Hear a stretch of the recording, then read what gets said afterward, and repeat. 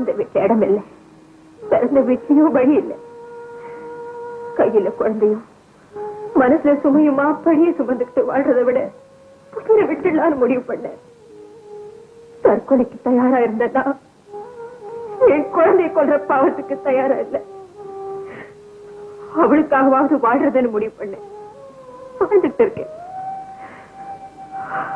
ஆனா அவளுக்கு என்னமோ நான் இப்படி வாழ்ந்துட்டு இருக்கிறது பிடிக்கலங்கிற. உஷாவுக்கு மட்டுமில்ல, எனக்கும் தான். அது தப்பு, நானும் புரிஞ்சுக்கிட்டேன். அதனாலதான் இப்ப உங்களோட தைரியமா பேசுறேன், தாராளமா பழகிறேன். இதுக்கெல்லாம் ஒரு காரணம் இருக்கு. அந்த காரணத்தை என்கிட்ட கேட்டு தெரிஞ்சுக்க வேண்டிய அவசியம் உங்களுக்கு இருக்காது. ஏன்னா எல்லாருடைய இதயத்தையும் தெரிஞ்சு எழுதுற நீங்க என் எண்ணத்தையும் புரிஞ்சிருப்பீங்க நம்புறேன். சபாஷ்.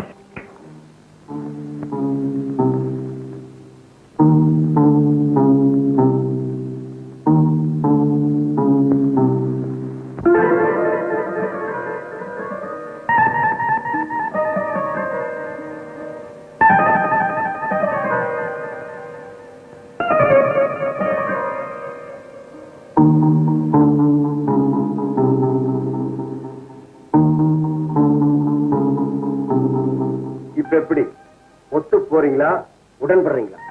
ஒத்து போறதா இருந்தா இதை எடுத்துக்குங்க, உடன்படுறதா இருந்தா திருப்பி கொடுத்துருங்க.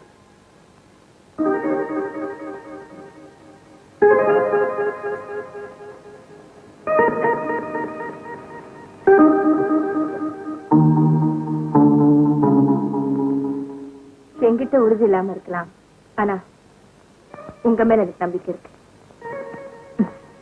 நான் உங்களை நம்பித்தான் ஆகணும். அது தப்புன்னு புரிஞ்சுக்கிட்டேன். அதனாலதான் இப்ப உங்ககிட்ட தைரியமா பேசுறேன், தாராளமா பழகுறேன். இதுக்கெல்லாம் ஒரு காரணம் இருக்கு.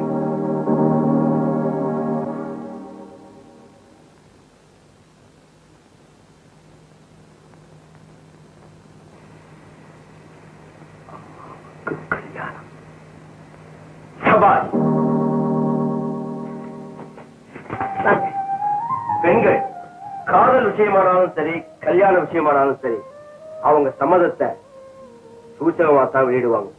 ஆமா. என்ன உங்களுக்கு பிடிச்சிருக்கா? பிடிக்கலன்னா என் கடந்த கால வாழ்க்கைய பொலிவு மறைவு இல்லாம உங்ககிட்ட சொல்லியிருக்கேன். அப்போ என்ன நீங்க மாப்பிள்ளையா ஏத்துக்கிறீங்க?